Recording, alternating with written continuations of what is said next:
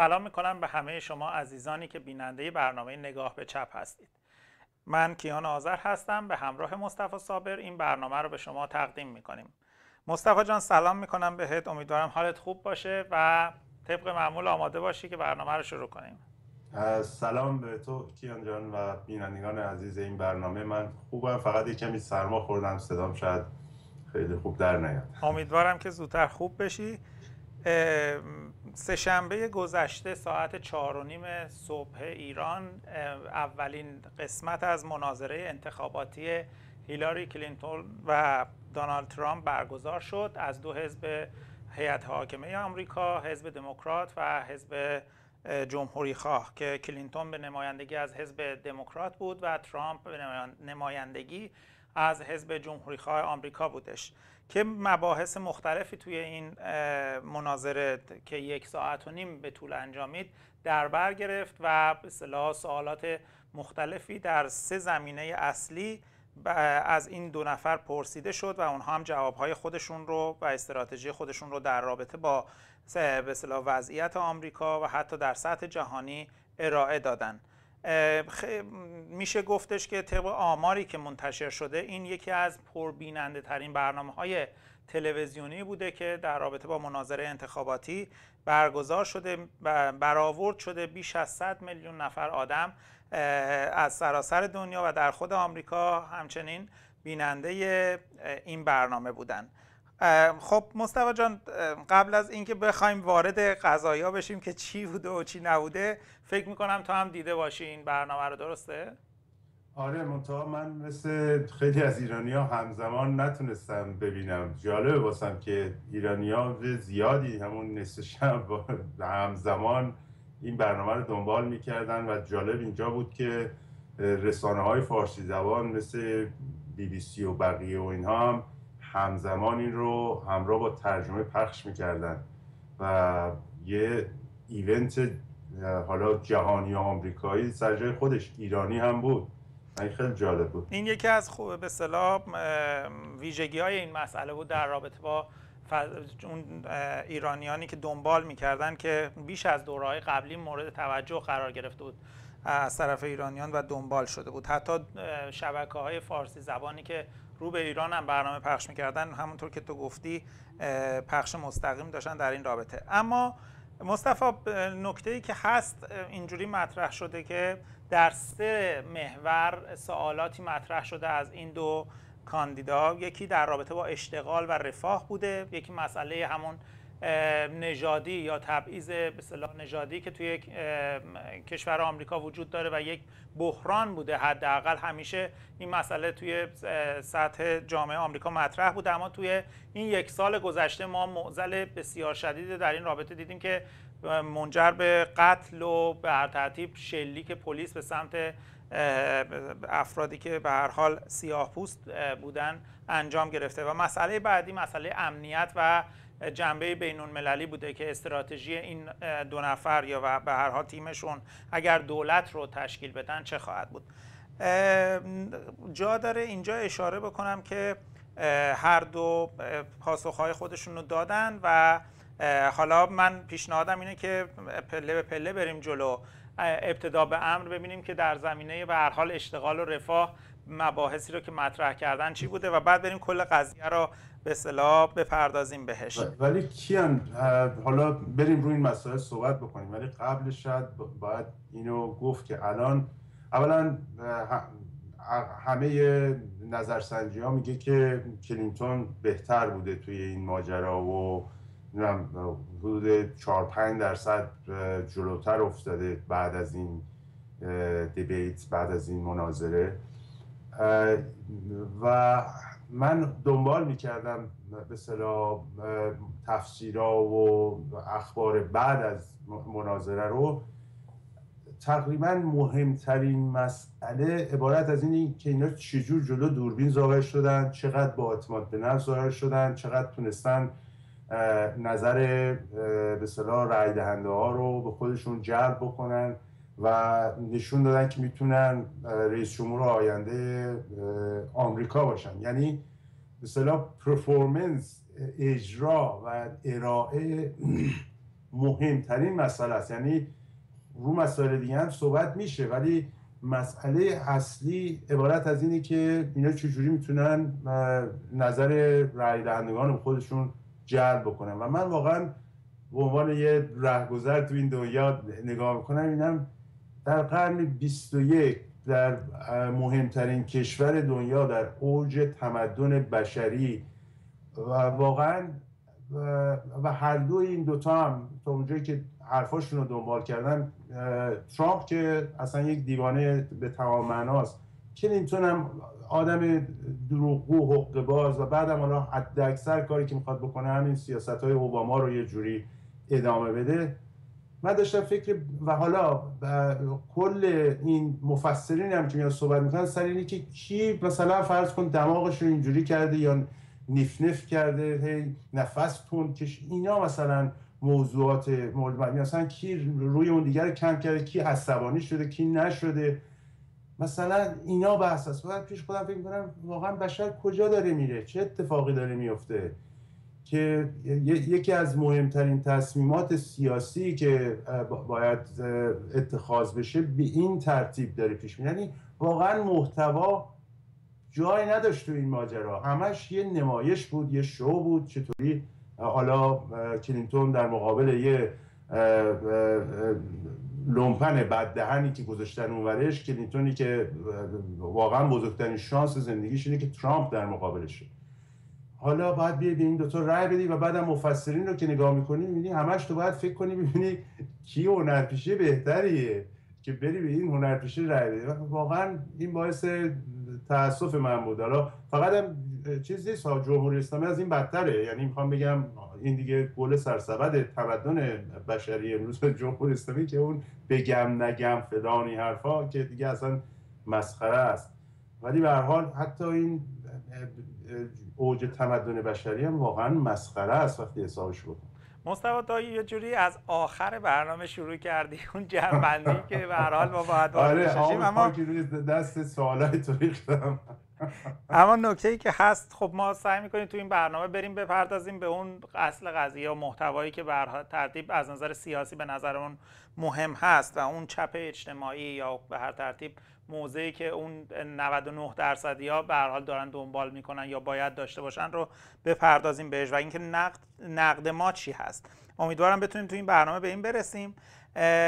اما مسئله‌ای که اینجا وجود داره اینه که اساساً داشتم اینو باز میکردم که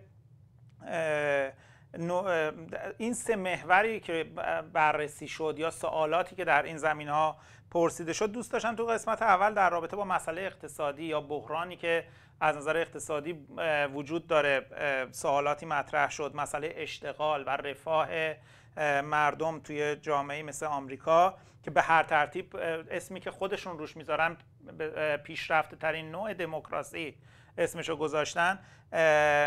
سوالات در این زمینه پرسیده شد و جوابایی که اساساً داده میشد به نظرم در رابطه با این بود که جوابایی که ترامپ میده که عریان و خیلی آشکار سرمایه‌داری رو داره معرفی میکنه. یعنی اگه کسی بخواد به هر ترتیب ببینه که سرمایه‌داری چه بر سر بشریت میاره به صحبت، یعنی اساساً جوابایی که داشت میداد این بودش که باید اجازه داد، یعنی بازار حاکم مطلقه به اصطلاح جامعه باشه، قوانین رو وضع بکنه و آنچه که به هر ترتیب به نفع سرمایه‌داران هست بایستی نمایندگان سیاسی اونها وضع بکنن و اجازه بدن که بیزینس، تجارت و به هر ترتیب سودآوری بیشتری برای اون 1% باشه و این رو خیلی علنی و آشکار داشت بیان میکرد در طول به اصطلاح کل جوابایی که میداد. چون ابتدا به امر تو اون شاید 20 دقیقه اول، نیم ساعت اول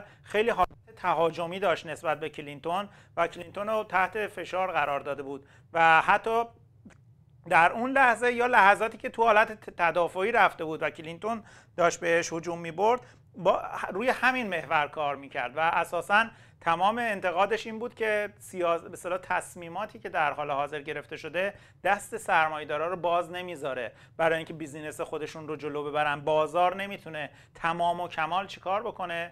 تصمیم گیری بکنه و دولت و به هر ترتیب هیئت دولت تصمیماتی میگیره که مانع این میشه یا کند میکنه این مسئله رو. اینجا دو تا این نکته هم تموم بکنم. دو تا که در نقطه مقابل مثلا کلینتون میومد صحبت از این میکرد که به هر حال نیمبند از اوباما، دولت اوباما مثلا دفاع میکرد و میگفت خودم هم انتقاد دارم و یک سری به اصطلاح برنامه‌هایی رو یا یه سری نکاتی رو استراتژی کلیش رو میگفت که چی هست. اما وقتی که نگاه میکردیم من برداشتم این بودش که اساسا نقدی که کلینتون مثلا داشت این بودش که اون استراتژی که فریدمن ارائه داد، اقتصادی که مد نظر به اصطلاح فریدمن یا اقتصاد فریدمنی معروف شده بود که از توی اوایل دهه 80 میلادی پرچمش دست ریگان و تاچر بوده رو یه جوری داشت نقد میکرد. به یه نوعی مشخص بود که تحت تأثیر به اصطلاح اعتراضات همین چند سال گذشته، بحران اقتصادی که در آمریکا از سال 2008 اوج گرفت قرار گرفته و با توجه به این روی دخالت بیشتر به اصطلاح دولت در بحران اقتصادی، در مسائل اقتصادی، در تصمیم گیری هایی که باید انجام بده روی این کار میکرد. یک جوری خیلی رفرمیستی مثلا صحبت هایی رو عنوان میکرد که من روی طبقه متوسط دارم سرمایه گذاری میکنم و به یه نوعی مثلا اون اقتصاد کینزی رو داشت مطرح میکرد و در مقابل ترامپ میگم خیلی عریان سرمایه‌داری رو توضیح میداد و یه جوری از مثلا نظریات فریدمن داشت دفاع میکرد.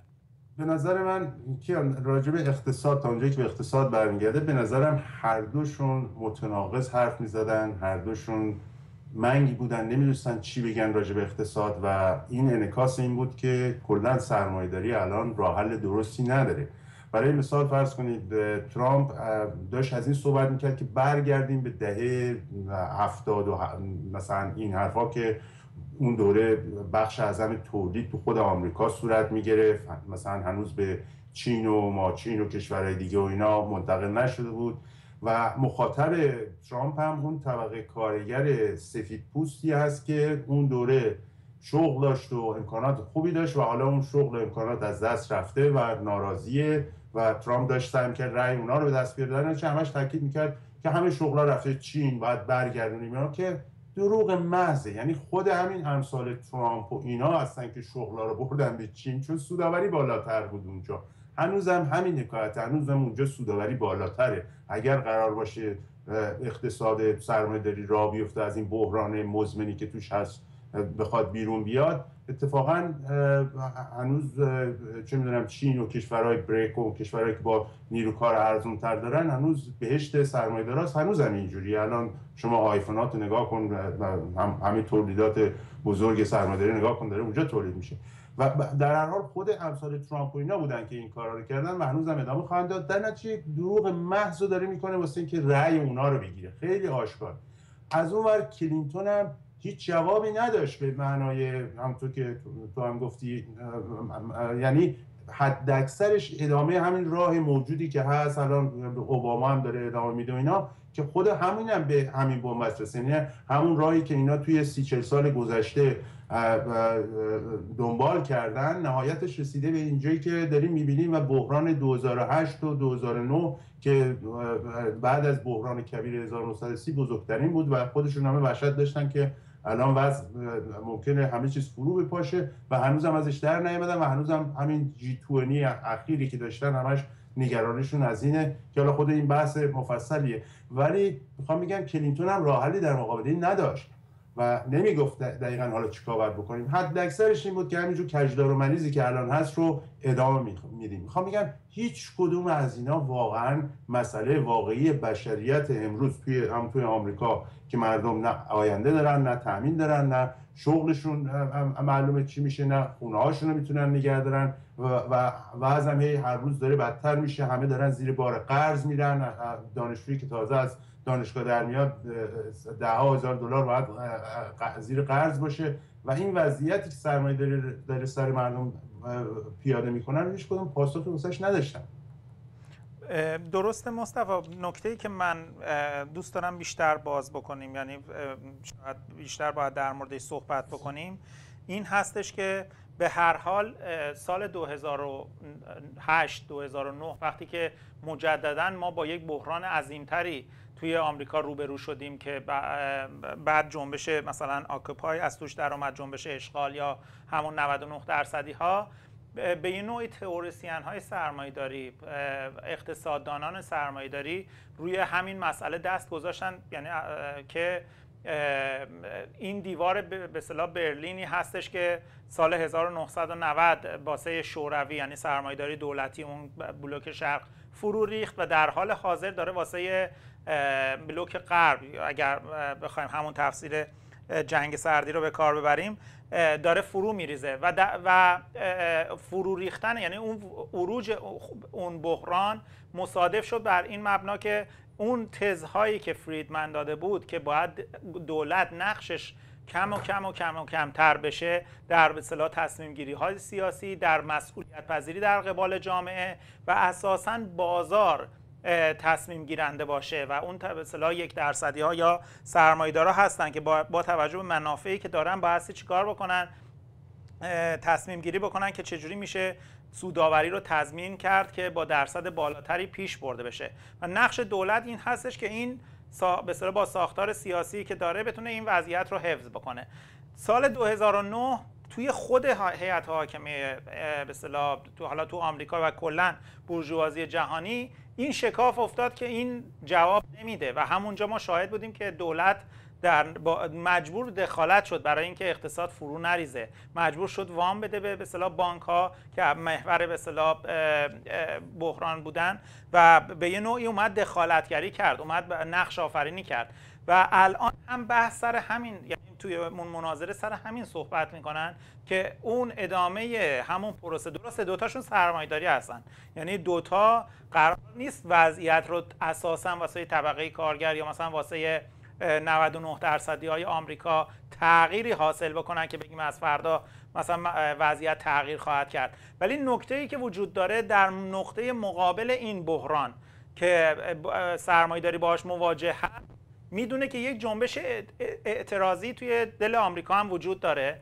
اون جنبش 99% هایی وجود داره که خودش رو به هر ترتیب داره تحمیل میکنه به هیئت حاکمه. ما جا داره مثلا توی این قسمت به پدیده‌ای به اسم سندرز هم بپردازیم که به هر ترتیب تحت فشار همون جنبش ما با یه پدیده به اسم سندرز میایم روبرو میشیم که میاد توی فضای سیاسی به اصطلاح توی قلب سرمایه‌داری دنیا که تابو بوده.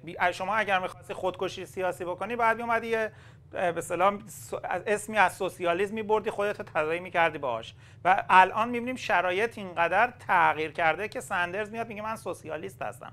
میخوام بگم توی این فضای سیاسی این دارن نسخه‌های خودشون و استراتژی خودشون رو اساساً برای حفظ سرمایه‌داری و مقابله با این بحران موجود و به هر مقابله با اون جنبش اعتراضی که امکان داره رادیکال تر بشه چیکار میکنن؟ دارن بیان میکنن و کلینتون یه نیم نگاهی به این داره که ما شاید باید برگردیم به اون اقتصاد کینزی، دولت یه مسئولیت بیشتری در به اصطلاح وضعیت اقتصادی و در مقابل شهروندان قبول بکنه، در حد یه رفرمای خیلی به اصطلاح نکته‌تو میگیرم کیان جان، ولی حالا که بحث سندرز هم شد بذار من لاغر یه جمله در مورد سندرز میگم. راست میگه، سندرز انعکاس یه چپ اجتماعی که توی جامعه آمریکا هست و توی تمام دنیا هم داریم، توی انگلیس هم می‌بینی، تو آلمان هم می‌بینی، تو ایران هم می‌بینی، همه جا هست. ببخشید، انعکاس اون بود توی طبقه حاکمه، ولی به نظر من شانس آورد که نیامد در حدی که بخواد وارد به اصطلاح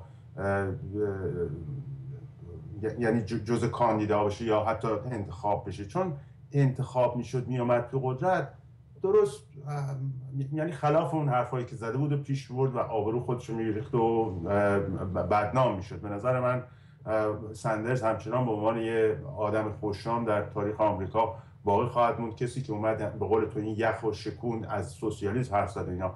ولی بحث من اینه، نه فریدمن و مثلا تئوری‌های اقتصادی اونجوری جواب سرمایه‌داری امروز که همشون دیگه میدونن که نیست، و نه کینز جواب سرمایه‌داری امروز دنیاست.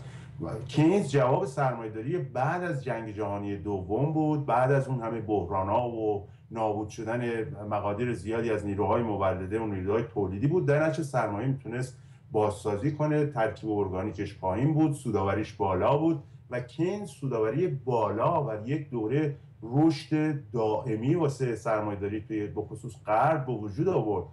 ولی الان اونجوری نیست. الان با کینز و کینزین شما نمیتونی این رشد رو تامین کنی و اینا هم همشون مشکلشون رشده که به نظر من انعکاس اینه که ترکیب ارگانیک سرمایه رفته بالا تو سطح جهانی و سرمایه با یه معضل بنیادی روبروه که نه، یعنی هیچ نماینده‌ای نداره که بگه چیکار باید کرد و راه حلی نداره.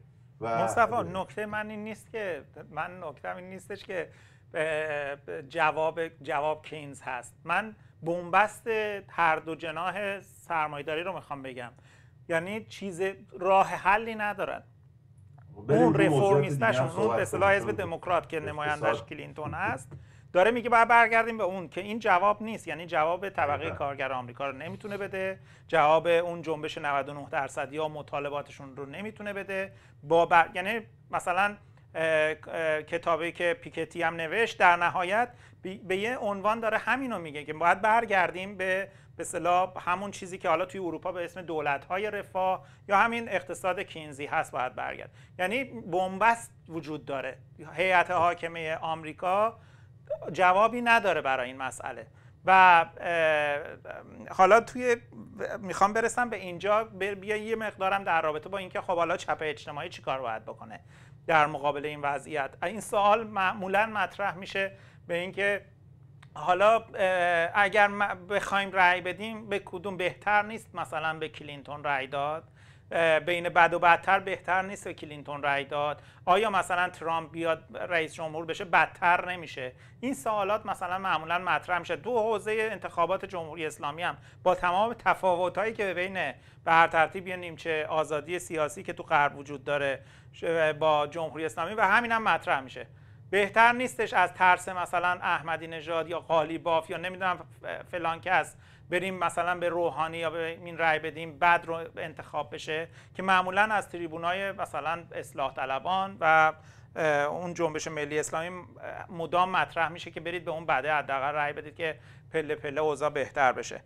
میخوام بگم که این چپ اجتماعی و اون حالا اصطلاحاً تو دوره گذشته جنبش 99% ها در مقابل این وضعیت چه کار بکنه. یادم میاد که اون موقع بعد از اون اعتراضاتی که توی وال استریت در گرفت، جمع‌هایی که اونجا تشکیل میشد اساساً روی یک سیستم شورایی صحبت میکردن که ما اتفاقاً توی نشریه جوانان کمونیست ترجمه کردیم به فارسی که دارن میگن این هیئت حاکمه و این ساختار سیاسی جواب ما رو نمیده، که نه انتخاباتی که داره برگزار میشه، نه نوع دموکراسی که دموکراسی غیر مستقیم هست و نه این نوع ساختار سیاسی و احزابی که موجود هستن نمیتونن جواب ما خواسته های ما رو بدن و ما باید بریم روی سیستم شورایی و ساختن یک حزب به اصطلاح آلترناتیو این حاکمیت و این سیستم که به هر حال توی بدنه همین 99% یا همون طبقه کارگر باشه، که اون موقع طرفای سالهای 2012 و 13 این مباحث شکل گرفت و الان 2016 هست. یه مقدارم گفتم راجع به این خوبه صحبت بکنیم توی این چند دقیقه پایان. راجع به این من موضوعم در مورد انتخابات آمریکا شبیه موضوعم در قبال انتخابات ایرانه. یعنی من اعتقاد ندارم بین بد و بدتر باید بریم به بد رأی بدیم که بدتر رأی نیاره.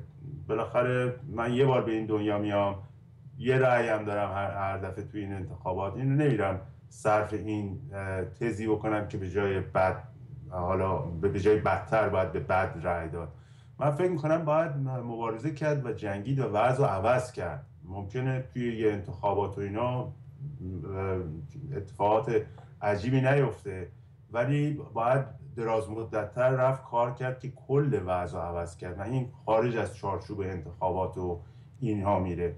من فکر میکنم توی آمریکا خب برنی ساندرز بعداً اومد پشت سر کلینتون، اگر رفته بود یه حزب دیگه‌ای درست میکرد و خودش مستقل کار میکرد، یه حزب رادیکال سوسیالیستی مثلا، البته همچنین نه قصدی داره نه همچین ظرفیتی داره، ولی فرض بر فرض میرفت این کار میکرد، خب در دراز مدت میتونست وضع سیاسی رو عوض کنه. در کوتاه مدت شاید ترامپ میبرد، ولی این مهم نیست. مهم اینه که تو بری دست به ریشه ببری و وضع عوض کنی.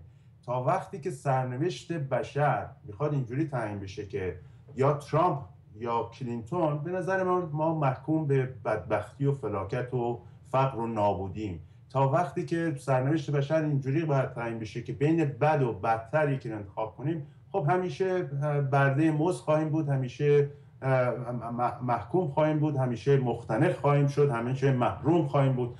من این تزو دارم و فکر میکنم باید یه مقداری out of the box دید. باید دقیقاً این چارچوبی که بورژوازی واسه ما تعیین کرده، میگه ببین عزیز من میدونم سرمایه داری اصلا حالش خوب نیست و اینا، ولی بالاخره همین انتخابو داری، چیز دیگه ای نداری و این انتخاب هرگز عوض نخواهد شد اگه خود ما تلاش نکنیم عوضش کنیم. در نتیجه من موضوعم در مورد انتخابات آمریکا هم شبیه انتخابات جمهوری اسلامی، باید رفت عوض کرد. نکته‌ای که دارم اینه که دقیقاً همیشه اون استراتژی پراگماتیستی که داره سرمایه داری که ببین چی الان دم دست هست برو سراغ اون، توی این رابطه هم همیشه همین جوریه. 2 تا نهایتاً 3 تا انتخاب توی یک چارچوب جلوی تو میذاره که به اصطلاح کسانی هستند که توی همین سیستم و توی همین وضعیت قرار هستش بر ترتیب دولت تشکیل بدن. و نکته اینجا هست که ما قرار نیست همیشه توی این چارچوب بخوایم انتخاب بکنیم.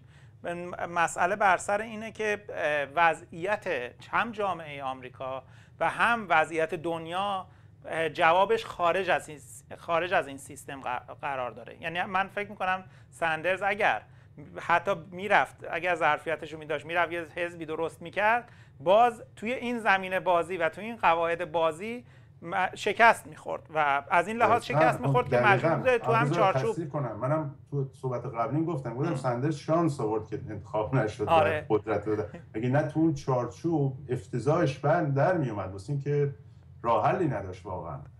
دقیقاً میخوام بگم تو همین چارچوبی قرار بود مثلا نقش ایفا بکنه، در نهایت تبدیل به یه رفرمیست میشد. نهایت امر جا داره تو این 1 دقیقه آخر اینم اشاره بکنم که فمینیست های که هستند که حالا شامل اصلاح طلبها میشن، خیلی روی این مسئله زن بودن کلینتون اشاره میکنن و میگن که به هر حال متفاوت هست، داره یک زن انتخاب میشه و اینا، که باز اینو حالا جا نیست باز بکنیم در رابطه با این مسئله صحبت دو کلمه بگیم. ببین اوباما هم خیلی مهم بود واسه اینکه اول بار یه نفر از به اصطلاح با پوست تیره سیاه بلک آمد و خب ولی آیا این نژاد پرستی و نمیدونم اختلافات نژادی تو آمریکا پایان به نظرم یه قدم مثبت بود. من فکر میکنم بالاخره اینم که یه زن میاد رئیس جمهور میشه این یه قدم مثبت، یه چیز خوبه، ولی وضعیت زن و موقعیت زن و همه این تبعیضایی که از جمله تبعیض نژادی، تبعیض جنسی، اینا هم یعنی باید دست به ریشه ببری، باید کل این اوضاع رو به هم بریزی. این سیستم سرمایه‌داریه که تبعیض نژادی، تبعیض جنسی، تبعیض مذهبی، تبعیض قومی، همه اینا رو داره به خدمت خودش میگیره که بلکه بتونه بقا پیدا کنه. دقیقاً. خب دیگه وقت نیست حالا راجع به این صحبت. من خواستم به هر حال دیگه تکمیلی باشه که در این رابطه هم صحبت کرده باشیم که مشکل نابرابری جنسیتی با این مسئله حل نخواهد شد. به هر ترتیب ایشون هم یعنی هیلاری کلینتون هم یک نماینده سیاسی برای طبقه حاکم آمریکا و مثلا 1% اونجا خواهد بودش و مثلا منافع اون بخش از جامعه رو پیش خواهد برد. خب بینندگان عزیز، شما حتما برای ما نظراتتون رو بفرستید. شما در این رابطه چی فکر میکنید؟ شما فکر میکنید که باید در رابطه با این مسئله چه کرد. حتما نظراتتون رو برامون بفرستید، منتظرتون هستیم.